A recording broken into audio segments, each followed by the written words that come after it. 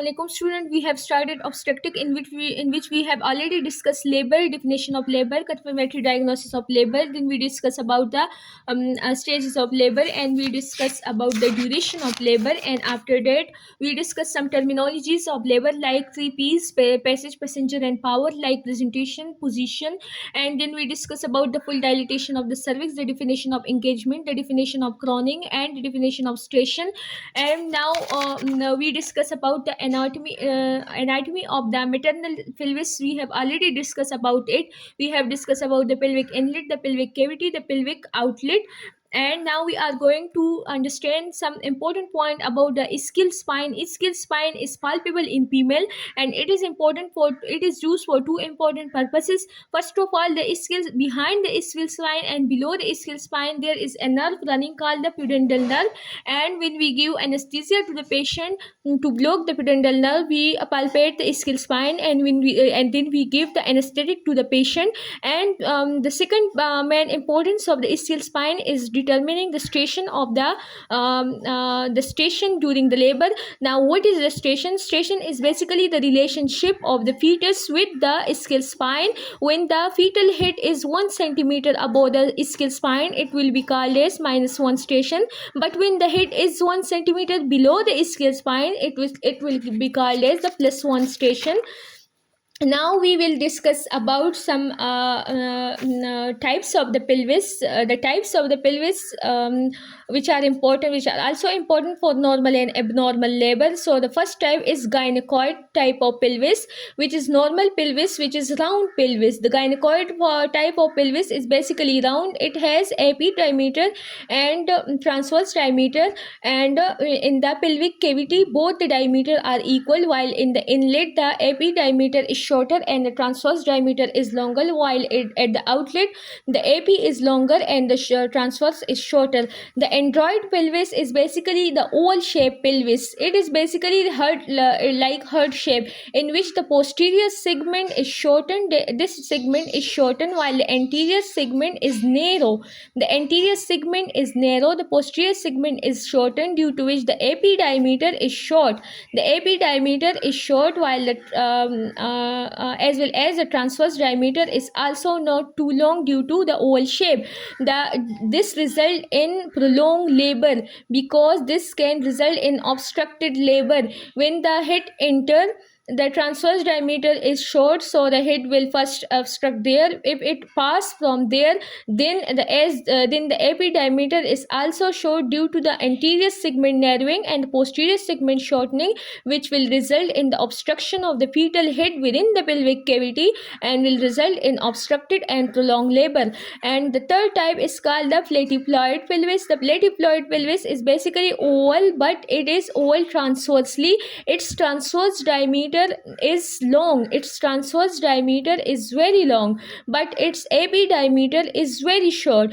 Head can easily engage in this diameter, but cannot descend and cannot move out easily from the AP diameter, because the AP diameter is very short, and we know that at the outlet the head has to rotate into the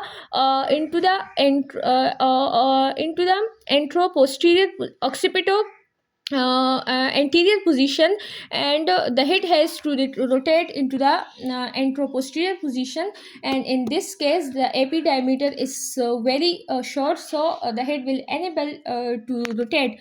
The third thing about the anatomy is the floor of the pelvis. The floor of the pelvis basically consists of two levator ani muscle and their fascia, and their fascia form the musculofacial gutter. The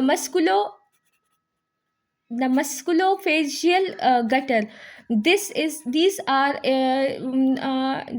the function of the levator ani muscle, and these fascia is basically to rotate, to compel the head to rotate and flex the head during its passage through the birth canal.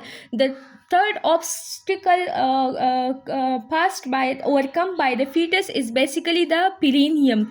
Perineum is the last obstacle overcome by the fetus during its passage through the birth canal, and this is basically a condensation of fibrous tissue between the vagina and anus. It is condensation of the fibrous tissue between the vagina and the anus. And now, what is important of this perineum? This is very resistant in nullipara. This is very resistant in nullipara, while in multipara it is loose. It is not that much resistant. Due to its high resistance, sometimes we give incision in the perineum, and this incision is called episiotomy. This can result in a difficult labor, due to which we have to give incision, and the incision will be called episiotomy in this case. And with this we have ended our anatomy of the pelvic cavity, and our important terminologies, and after that we will discuss some other important points about the first stage of labor. First of all, we have to discuss a little bit about the physiology of the normal physiology of labor. Then we will go towards the management of the normal labor, and then we will study about the abnormal labor. And the last thing to discuss about in this lecture is about the mechanism of labor. So what is the mechanism of labor? Basically, the mechanism of labor is done practically very well. We can easily understand it practically, but for the definition purpose, it is defined as the series of changes that occur in position and altitude, in position and attitude of fetus during its passage through birth canal. During its passage through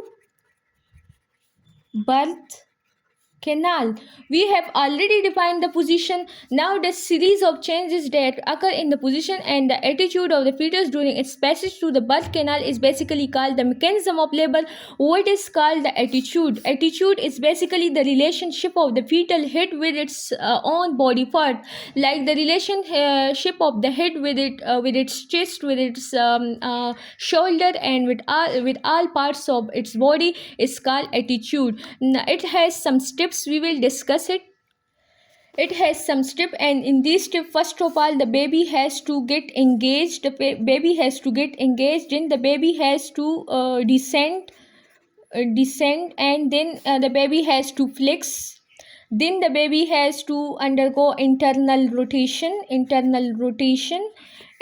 the baby has to go to undergo extension, and then external resuscitation, and finally external rotation. Now, what is engagement? We have already discussed. When the widest part of the fetal head passes through the pelvic rim, it is called engagement.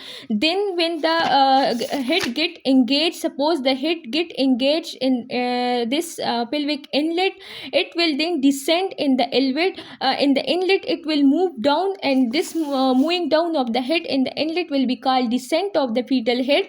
Then in the pelvic cavity, it will flex itself. That is, the head will, suppose this is head and this is chest of the baby, the head will get flexed and will touches the chest of the baby. The baby head will flex and will touch the chest.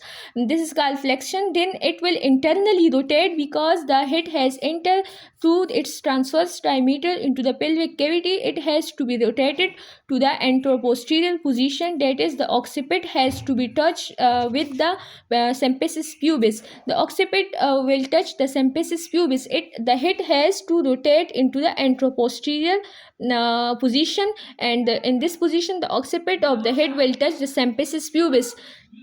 Then after flexion, the head will internally rotate towards to its anteroposterior position, and then the head will extend. The head will after flexion, after external rotation, it has again to extend to its normal initial position, and in this way the head will move out of the pelvic outlet, and it will resuscitate. What is resuscitation? Is basically the alignment of the head along with its shoulder, and then it will externally rotate to align with the whole of the body, and first anterior shoulder will be delivered, and then posterior shoulder will be delivered. This is the whole mechanism of labor. This is will be best understand practically in the ward, and I will try to make a video on the mechanism of labor in my ward, inshallah. Thank you.